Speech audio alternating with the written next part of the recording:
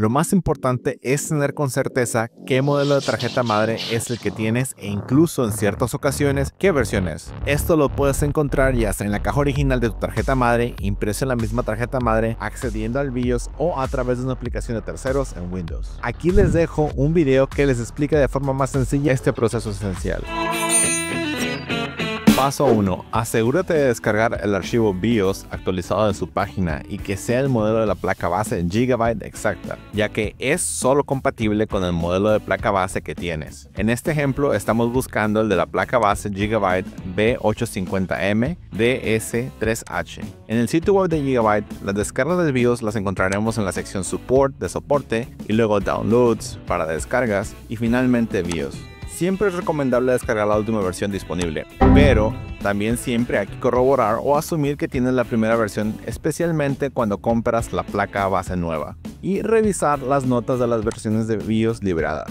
Con Gigabyte también podemos buscar directamente por el modelo de la placa base, ya que tienen bastantes, y así daremos más rápido con la página oficial, con la descarga del BIOS Driver Download, y en este caso descargamos la versión F3 del 13 de marzo del 2025. Paso 2. Una vez que tengas el archivo de BIOS, utiliza la aplicación de extracción de Windows u otra aplicación de terceros como WinRAR o ZZip para extraer el contenido. Paso 3. Conecta una pequeña unidad USB 32 GB o menos, preferible, y en Windows haz clic en el botón derecho de esta unidad USB y formatea el sistema de archivos FAT32. El formato rápido servirá. Aquí te dejo un video al respecto. Paso 4. Al menos que tu tarjeta o placa base de Gigabyte lo requiera en particular, importante, no cambies el nombre del archivo de actualización del BIOS descargado. Asegúrate de copiar la carpeta EFI con los archivos del BIOS en el directorio raíz de la USB recién formateada. No crees ninguna carpeta nueva para colocar esta carpeta, ni los archivos del BIOS tampoco,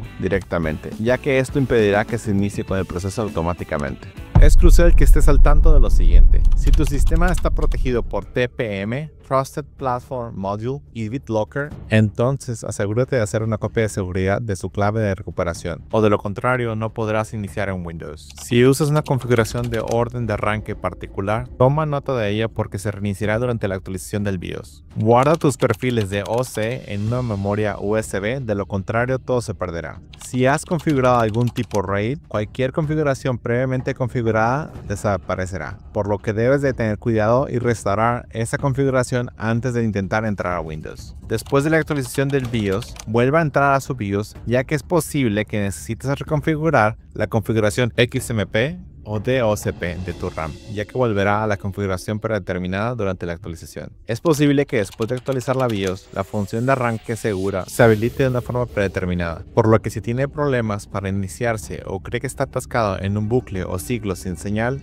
intenta deshabilitarlo. No realice la actualización del BIOS si hay alguna posibilidad de perder energía en su ubicación. Ya lo sé, ya entendí el concepto. Inserta tu memoria USB en cualquier puerto USB libre en tu computadora. No lo coloques en el puerto especial USB Flash para BIOS, si es que existe, pero lo podemos utilizar como última opción de actualización del BIOS. Reinicia tu PC y presiona la tecla F11 para que te dé la opción de Boot, Arranque, donde seleccionaremos la memoria USB que debe contener la carpeta EFI y los otros archivos que copiamos. Y automáticamente probablemente se reiniciará la PC y deberá entrar en modo EFI, Shell, donde en pantalla verás algo similar a Shell, que es como una terminal. Y aquí primero identifica qué código corresponde a la memoria USB. Generalmente es FS0 2 puntos, pero puede variar, FS1, FS2, etc. En mi caso, como podrán ver, es FS1 y presionamos Enter. Cabe señalar, si no tienes ninguna unidad de almacenamiento conectada con Windows, por ejemplo, y solamente conectas la USB después de haber instalado la memoria RAM, CPU, etc., el shell se cargará automáticamente. Una vez dentro de la unidad, escribe flash.nsh